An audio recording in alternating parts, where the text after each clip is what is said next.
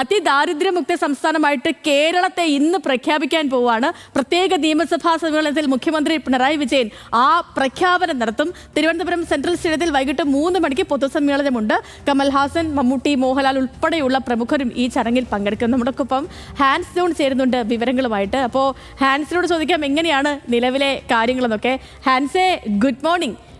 കേരളപ്പിറവി ദിന ആശംസകൾ. ഇപ്പോൾ നമ്മുടെ സംസ്ഥാനത്തെ അതിദാരിദ്ര്യമുക്തമായി പ്രഖ്യാപിക്കപ്പെടാൻ പോകുന്ന മനോഹരമായ ദിവസത്തിലാണ് ഇന്ന്.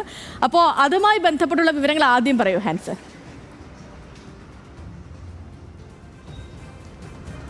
Sethu, good morning. കേരളപ്പിറവി ദിനാശംസകൾ എല്ലാവർക്കും, ഡെസ്കിലുള്ളവർക്കും സേതുവിനും. എന്തായാലും ഇന്ന് കേരളത്തെ സംസ്ഥാനത്തെ സംബന്ധിച്ചിടത്തോളം വളരെ ഒരു സന്തോഷകരമായ ദിവസം കൂടിയാണ്. ഇന്ന് അതിദാരിദ്ര്യമുക്ത സംസ്ഥാനമായിട്ട് കേരളത്തെ ഇന്ന് പ്രഖ്യാപിക്കും. മുഖ്യമന്ത്രി പിണറായി വിജയൻ ഇന്ന് പ്രത്യേകമായി കൂടുന്ന നിയമസഭാ സമ്മേളനത്തിൽ വെച്ചിട്ടാണ് അത്തരമൊരു പ്രഖ്യാപനം ഉണ്ടാവുക. അതുമാത്രമല്ല, വൈകിട്ട് 5 മണിക്ക് ഇതുമായി ബന്ധപ്പെട്ട പരിപാടി തിരുവനന്തപുരം സെൻട്രൽ സ്റ്റേഡിയത്തിൽ വെച്ച് നടക്കുന്നുണ്ട്. സിനിമാ താരങ്ങളായ മമ്മൂട്ടി, മോഹൻലാൽ, കമൽഹാസനൊക്കെ പങ്കെടുക്കുന്ന വളരെ വിപുലമായ ഒരു പരിപാടിയാണ്, ചടങ്ങാണ് ഇന്ന് നടക്കാൻ പോകുന്നത്.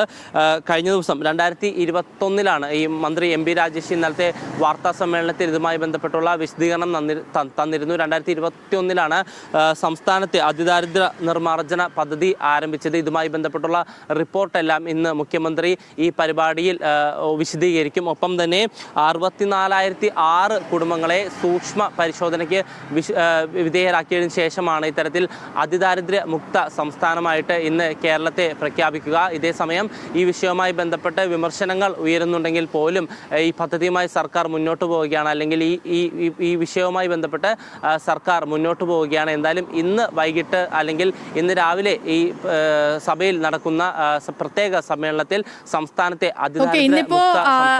ഒരു മനോഹരമായ പ്രഖ്യാപനം നടക്കുന്ന ദിവസമാണ്. ഹാൻസെ തുടരും. അപ്പോൾ ഇന്നിപ്പം പ്രത്യേക നിയമസഭാ സമ്മേളനം കൂടി ചേരുന്നുണ്ട്. ഈ സമ്മേളനത്തിനെതിരെ പ്രതിപക്ഷം പ്രതിഷേധം ഉയർത്താനുള്ള സാധ്യത കൂടെ നിലനിൽക്കുന്നു. കാരണം പ്രതിപക്ഷം പറയുന്നത് ശനിയാഴ്ച സഭാ സമ്മേളനം ചേരുന്നത് നടപടിക്രമങ്ങളുടെ ലംഘനമാണെന്നാണ്. അങ്ങനെ ഇക്കാര്യം ആരോപിച്ചുകൊണ്ട് പ്രതിപക്ഷം സ്പീക്കർക്ക് കത്തും നൽകിയിട്ടുണ്ട്. അപ്പോൾ അതുകൊണ്ട് തന്നെ സഭ പ്രക്ഷുബ്ധമാകാനുള്ള സാധ്യത കൂടെ നിലനിൽക്കുന്നു. ഹാൻസ് തുടരുന്നുണ്ട് നമുക്കിപ്പം. ഹാൻസ്, ഇപ്പോൾ പ്രതിപക്ഷത്തിന്റെ നിലപാട് ഇങ്ങനെയാണ്. ഈ ശനിയാഴ്ച ദിവസങ്ങളിൽ സഭ ചേരുന്നത് നടപടിക്രമങ്ങളുടെ ലംഘനം എന്നാണ് പറഞ്ഞത്. അപ്പോൾ അങ്ങനെയാണെങ്കിൽ ഒരു പ്രതിഷേധ സാധ്യത കൂടി നിലനിൽക്കുന്നുണ്ടല്ലേ? തീർച്ചയായും സേതു, പ്രതിപക്ഷം എന്തായാലും ഈ നിയമസഭാ സമ്മേളനത്തിനിടയിൽ അവരുടെ പ്രതിഷേധം രേഖപ്പെടുത്താനുള്ള സാധ്യത കൂടുതലാണ്. പക്ഷെ അത് എത്രത്തോളം കനത്തിൽ അല്ലെങ്കിൽ എത്രയധികം ഉണ്ടാകും എന്നുള്ള കാര്യത്തിൽ വ്യക്തതയില്ല.